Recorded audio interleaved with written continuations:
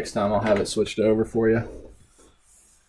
All right, so this was I think one of the very first swings besides the wedges, but very first full swing with that 8-iron. And then a couple things like we talked about, and I'll redraw them on here for you to pay attention to. Get that to red.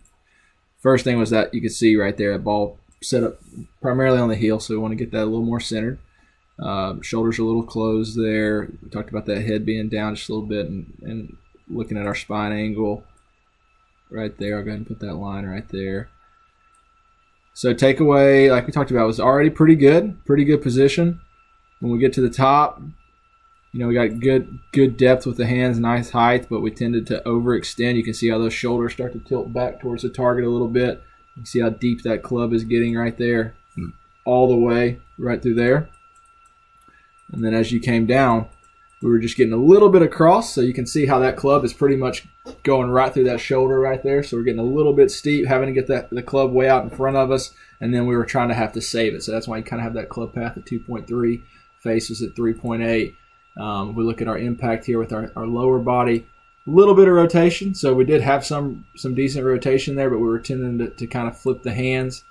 And then from that point, from impact there, we've already flipped the club, and then we had this nice big old finish, which kind of indicates that we're really using a lot of our upper body to control the ball, which means if you've been hitting it straight and get some good scores, you've got a lot of good hand-eye coordination. So that's a great thing to build off of. So all we change, and I think the first swing I saved is we definitely use that foam ball. That's like a 6 or 8 inch foam ball. You can just get one off Amazon, and I kind of rig that up with a string so you don't have to drop it.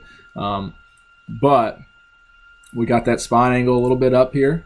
So we got that head up, so I kept telling you to get that chin up a little bit. I want to make sure our shoulders and hips are square here. So takeaway is good, just perfect. At the top, we kind of talked about, that's all we need to go right there. Club's in a really strong position to make a good move.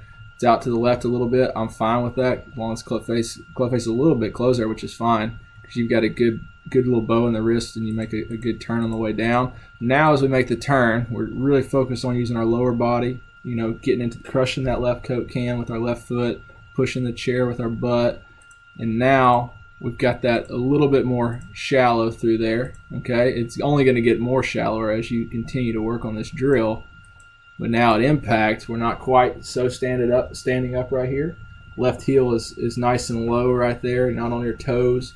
Really strong impact position. Club path is now working from the inside. Club face is square to the path. And now a much better and lower finish. And then we're trying to finish really strong on that left side. So kind of the last swing of the day, as we kept kind of grooving this drill out right here, you can see we got pretty much perfect path, perfect face, good attack angle there. And once again, great takeaway. Okay. Still maybe diving into the toes just a little bit. As you work on that spine angle, it'll get better. Like we saw with what's his name? Who was the first guy? Bo Hauser we looked at. He keeps that nice spine angle. So not as much as it was, because we were dipping way out on our toes early. So not as much. Club's in a really good position now. From right here, we want to make sure we're gripping the ground and pushing that left coat can with our heel as we turn. Much more shallower now. It's underneath the shoulder, so we're about 10 degrees more shallow, which is good, which is thus the change in that path a little bit. Okay, so maintaining that angle as much as possible right there.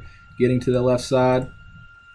Good impact. That's post-impact, so right just before we're getting to good impact, and then finishing like nice and low, like you're hitting that punch shot. So this drill right here with the ball is something that we talked about doing on the range, 40, 50, 60 shots a day when you can.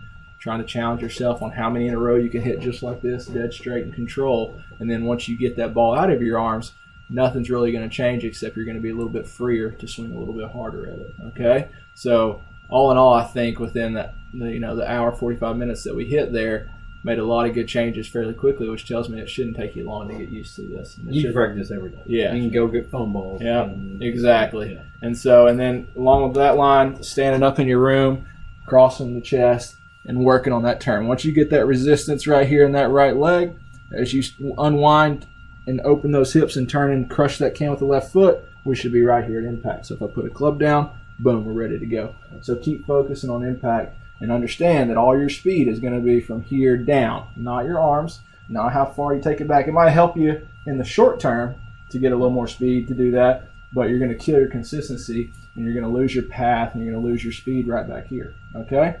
All right, bud. Well, this is going to come to you. I'm going to go ahead and stop it.